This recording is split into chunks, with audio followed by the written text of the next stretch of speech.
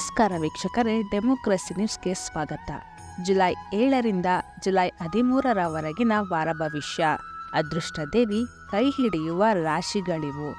ಕ್ರೋಧಿನಾಮ ಸಂವತ್ಸರ ಉತ್ತರಾಯಣ, ಗ್ರೀಷ್ಮ ಋತು, ಆಷಾಢ ಶುದ್ಧ ಬಿದಿಗೆಯಿಂದ ಅಷ್ಟಮಿಯವರೆಗೆ. ಈ ವಾರದ ಚಂದ್ರನ ಸಂಚಾರ ಪುಷ್ಯ ನಕ್ಷತ್ರದಿಂದ ಚಿತ್ತದವರೆಗೆ. ಪ್ರತಿ ವಾರ ಆರಂಭವಾಗುತ್ತಿದ್ದಂತೆ ಪ್ರತಿಯೊಬ್ಬರಿಗೂ ಈ ವಾರ ಹೇಗಿರುತ್ತದೆ ಎನ್ನುವ ಬಗ್ಗೆ ತಿಳಿದುಕೊಳ್ಳಲು ಕುತೂಹಲವಿರುತ್ತದೆ. ಜುಲೈ 7ರಿಂದ ಜುಲೈ 13ರವರೆಗಿನ ಹೊಸ ಯೋಜನೆಗಳು, ಶಿಕ್ಷಣ, ವಿದೇಶ ಪ್ರವಾಸ, ಹಣಕಾಸು, ಆಸ್ತಿ ಅಂತಸ್ತು ವಿಚಾರದಲ್ಲಿ ಎಲ್ಲ 12 ರಾಶಿಗಳ ಭವಿಷ್ಯ ಹೇಗಿದೆ ಎನ್ನುವುದರ ಬಗ್ಗೆ ವಿಸ್ತಾರವಾಗಿ ತಿಳಿಯೋಣ. ಮೊದಲನೆಯದಾಗಿ ಮೇಷರಾಶಿ.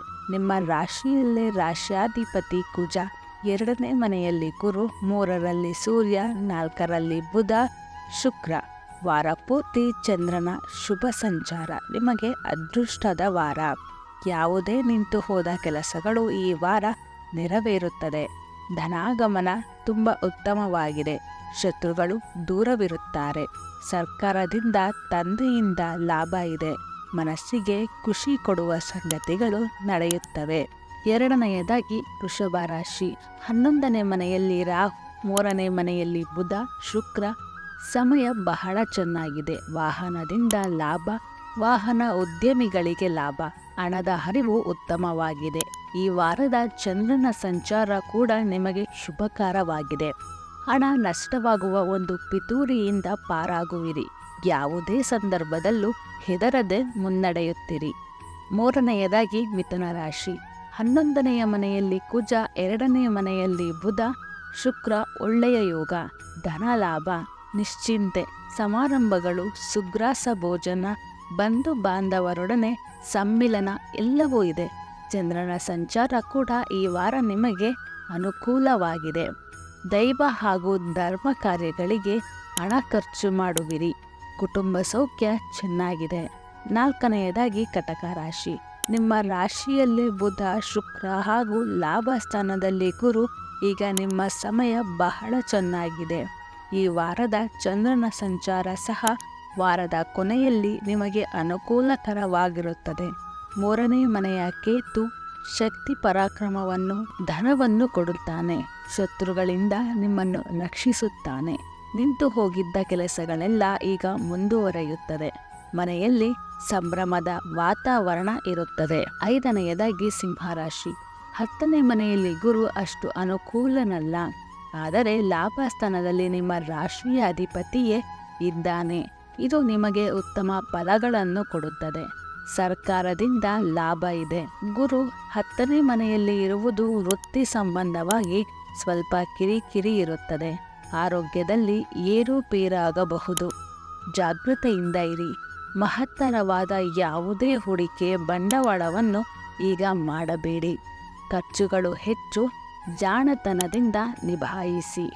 6ನೆಯದಾಗಿ ಕನ್ಯಾ ರಾಶಿ.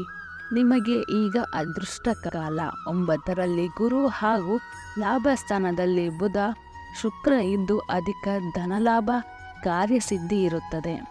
ಯಾವುದೋ ಒಂದು ತಡೆ ಹಿಡಿದಿರುವ ಮುಖ್ಯ ಕೆಲಸ ಈಗ ಕೈಗೂಡುತ್ತದೆ.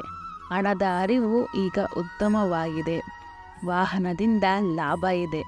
ವಾಹನ ಉದ್ದಿಮೆದಾರರಿಗೆ ವ್ಯಾಪಾರ ಚೆನ್ನಾಗಿ ನಡೆಯುತ್ತದೆ. 8ನೇ ಮನೆಯಲ್ಲಿ ಕುಜ ಇರುವುದರಿಂದ ವಿದ್ಯುತ್ ಸಂಬಂಧಪಟ್ಟ ಹಾಗೆ ಎಚ್ಚರಿಕೆ ಇರಲಿ. ದೈಹಿಕ ಸಾಹಸ ಕಾರ್ಯಗಳನ್ನು ಮುಂದೂಡಿ. 7ನೆಯದಾಗಿ ತುಲಾರಾಶಿ. ಈಗ ನಿಮಗೆ 8ನೇ ಮನೆಯಲ್ಲಿ ಗುರು ಇರುವುದು ಕೊಂಚ ಆರೋಗ್ಯಕ್ಕೆ ಕುತ್ತು. ಏನೋ ಆತಂಕ, ದೈಹಿಕ ಪೀಡನೆಗಳು ಇರುತ್ತದೆ. ಮನಸ್ಸಿಗೆ ಬೇಸರವಾಗುವ ಸಂಗತಿಗಳು ಇರುತ್ತದೆ. ಆದರೆ 10ನೇ ಮನೆಯಲ್ಲಿ ಬುಧ, ಶುಕ್ರ ನಿಮ್ಮನ್ನು ಕೊಂಚ ಮಟ್ಟಿಗೆ ಕಾಪಾಡುತ್ತಾರೆ. 6ನೇ ಮನೆಯ ರಾಹು ಧನಲಾಭ ಕೊಡುತ್ತಾನೆ. ಯಾರನ್ನೂ ನಂಬಬೇಡಿ. ನಿಮ್ಮ ಹುಷಾರಲ್ಲಿ ನೀವು ಇರಿ. 8ನೆಯದಾಗಿ ವೃಶ್ಚಿಕ ರಾಶಿ. ಈಗ 7ನೇ ಮನೆಯ ಗುರು ಹಾಗೂ 9ನೇ ಮನೆಯ ಬುಧ, ಶುಕ್ರ ಹಾಗೂ 6ನೇ ಮನೆಯ ಕುಜ ನಿಮಗೆ ಬಹಳ ಅನುಕೂಲ ಒದಗಿಸಿಕೊಡುತ್ತಾರೆ. ಮನೆಯಲ್ಲಿ ಶುಭ ಕಾರ್ಯದ ಸಂಭ್ರಮ ಸಡಗರ ಇರುತ್ತದೆ. ಅವಿವಾಹಿತರಿಗೆ ವಿವಾಹ ಪ್ರಾಪ್ತಿ ಇದೆ. ವೃತ್ತಿ ಸಂಬಂಧವಾಗಿ ದೂರದೂರಿಗೆ ಹೋಗಬೇಕಾಗಬಹುದು. 9ನೇದಾಗಿ ಧನಸ್ಸು ರಾಶಿ.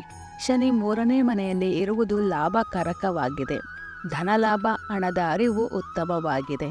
5ನೇ ಮನೆಯಲ್ಲಿ ಕುಜ ಸ್ವಂತ ಮನೆಯಲ್ಲಿ ಇದ್ದು ಮಗನಿಗೆ ಶ್ರೇಯಸ್ಸು. ಶನಿಯ ಬಲದಿಂದ ಜೀವನ ಸರಾಗವಾಗಿ ಸಾಗುತ್ತದೆ.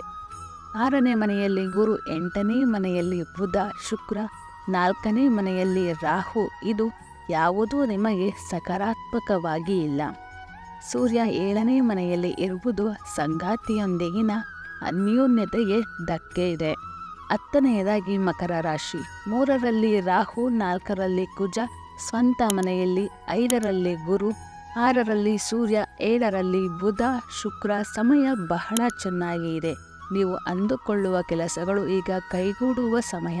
ಶಕ್ತಿ ಪರಾಕ್ರಮದಿಂದ ಏನನ್ನಾದರೂ ಸಾಧಿಸುತ್ತೀರಿ. ಹಣದ ಹರಿವು ಸರಾಗವಾಗಿದೆ. ಅವಿವಾಹಿತರಿಗೆ ವಿವಾಹ ಪ್ರಾಪ್ತಿ, ಹೊಸ ಕೆಲಸ ಸಿಗುವುದು ಮುಂತಾದ ಒಳ್ಳೆಯ ಸಂಗತಿಗಳು ಇವೆ. ಯಾವುದೇ ಕೆಲಸ ಸರಾಗವಾಗಿ ಆಗುತ್ತದೆ. ಈಗ ಬದುಕಿನಲ್ಲಿ ಒಂದು ಹೊಸ ಬೆಳಕು ಕಾಣುವ ಸಮಯ. 11ನೇದಾಗಿ ಕುಂಭರಾಶಿ. 4ರಲ್ಲಿ ಗುರು, 5ರಲ್ಲಿ ಸೂರ್ಯ, 6ರಲ್ಲಿ ಬುಧ, ಶುಕ್ರ. ರಾಶಿಯಲ್ಲಿ ಶನಿ. ಸಮಯ ಬಹಳ ಗಂಭೀರವಾಗಿದೆ. ನಿಮ್ಮ ಮೇಲೆ ಅಪವಾದಗಳು, ಅಣುಕು ಮಾತುಗಳು, ವ್ಯಂಗ್ಯ ಬಾಣಗಳು ಬರುವ ಸಮಯ. ನೀವು ಧೈರ್ಯ ಮತ್ತು ಪ್ರಾಮಾಣಿಕತೆಯಿಂದ ಇದ್ದಲ್ಲಿ ಯಾರೂ ನಿಮ್ಮನ್ನು ಅಲುಗಾಡಿಸಲು ಸಾಧ್ಯವಿಲ್ಲ. ನೀವು ಹೋ ಎಂದು ನಂಬಿದ್ದು ಹಾವಾಗುವ ಸಮಯ. ಬೇಡದ ರಗಳೆಗಳಲ್ಲಿ ಸಿಲುಕಬೇಡಿ. ಕೊಂಚ ತಗ್ಗಿದರೂ ಪಾರಾಗುವ ದಸರಿ ಹುಡುಕಿ. ನಿಮ್ಮ ವರ್ಚಸ್ಸಿಗೆ ತಾತ್ಕಾಲಿಕ ಧಕ್ಕೆಯಾದರೂ ಪರವಾಗಿಲ್ಲ. ಹಠಕ್ಕೆ ಬಿದ್ದು ಗೌರವ ಕಳೆದುಕೊಳ್ಳಬೇಡಿ. 12ನೇದಾಗಿ ಹಾಗೂ ಕೊನೆಯದಾಗಿ ಮೀನರಾಶಿ. ನಿಮಗೂ ಸಾಡೆ ಸಾತಿಯ ಅವಾಂತರ ಇದ್ದರೂ 5ನೇ ಮನೆಯಲ್ಲಿ ಬುಧ, ಶುಕ್ರ ಇರುವುದು ಕೊಂಚ ತಾತ್ಕಾಲಿಕ ಉಪಶಮನ ಕೊಡುತ್ತದೆ. ಮನೆಯಲ್ಲಿ ಅಶಾಂತಿಯ ವಾತಾವರಣ. ನಿಮಗೂ ಸಾಡೆ ಸಾತಿಯ ಅವಾಂತರ ಇದ್ದರೂ 5ನೇ ಮನೆಯಲ್ಲಿ ಬುಧ, ಶುಕ್ರ ಇರುವುದು ಕೊಂಚ ತಾತ್ಕಾಲಿಕ ಉಪಶಮನ ಕೊಡುತ್ತದೆ. ಮನೆಯಲ್ಲಿ ಅಶಾಂತಿಯ ವಾತಾವರಣ. ಮನೆಯ ಸದಸ್ಯರಿಗೆ ಅನಾರೋಗ್ಯ, ಹಣಕಾಸಿನ ಅಡಚಣೆ ನಿಮ್ಮನ್ನು ಹಣ್ಣು ಮಾಡುತ್ತದೆ. ನಿಮ್ಮ ಸಹನೆಯನ್ನು ಪರೀಕ್ಷಿಸುವ ಸಮಯ. ಹೆದರಬೇಡಿ. ಆದಷ್ಟು ನಿಮ್ಮ ಪಾಡಿಗೆ ನೀವಿರಿ. ನೀವಾಯಿತು, ನಿಮ್ಮ ಕೆಲಸವಾಯಿತು ಎಂಬಂತೆ ಕೊಂಚ ಎಲ್ಲರಿಂದಲೂ ಅಂತರ ಕಾಯ್ದುಕೊಳ್ಳಿ. ಹಣದ ಸಂಕಷ್ಟಗಳು ಇರುತ್ತದೆ. ವಿವೇಚನೆಯಿಂದ ನಿಭಾಯಿಸಿ. ಇದಿಷ್ಟು ಮಾಹಿತಿಯು ಜುಲೈ 7ರಿಂದ ಜುಲೈ 13ರವರೆಗಿನ ವಾರ ಭವಿಷ್ಯವಾಗಿದೆ. ಮತ್ತಷ್ಟು ಮಾಹಿತಿಗಾಗಿ ಡೆಮೋಕ್ರಸಿ ನ್ಯೂಸ್ಗೆ ಲೈಕ್ ಮಾಡಿ, ಶೇರ್ ಮಾಡಿ, ಸಬ್ಸ್ಕ್ರೈಬ್ ಮಾಡಿ ಮತ್ತು ಬೆಲ್ ಬಟನ್ ಅನ್ನು ತಪ್ಪದೇ ಕ್ಲಿಕ್ ಮಾಡಿ. ಧನ್ಯವಾದಗಳು.